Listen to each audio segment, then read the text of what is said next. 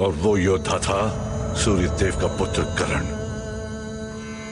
जो सूर्यदेव के दिए हुए कवच और कुंडल के साथ जन्मा था।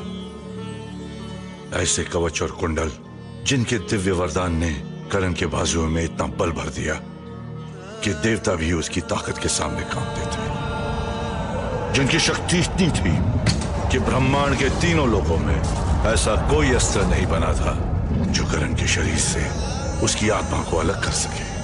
क्योंकि जब तक सूर्यदेव का आशीर्वाद सूर्य की किरणें या चंद्रमा की रोशनी बनकर कवच और कुंडल को शरण दे रहा था, उनका पुत्र अमर था।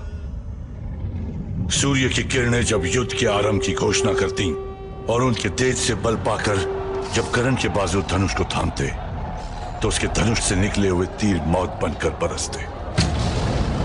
कर्ण के इस वरदान का कहर जब पांडवों की सेना पर टूटा तब कृष्ण को एहसास हुआ कि कर्ण की शक्ति का जवाब रणभूमि में देना असंभव था। वो जानते थे कि कर्ण दानवीर था और स्नान के बाद भिक्षा में जो कुछ भी कर्ण से मांगा जाता वो उसे देने से इनकार नहीं करता। तब कृष्ण ने भेजा इंद्रदेव को।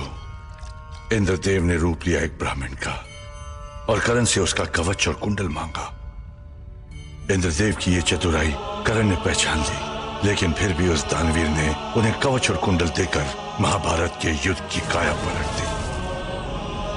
इस घटना के बाद ना ही कोई ग्रंथ ना ही कोई गाथा दोबारा कभी कवच का वर्णन करती है, परंतु कुछ कहानियां ऐसी भी होती हैं जो लिखी नहीं पुश्तों से बताई जाती है।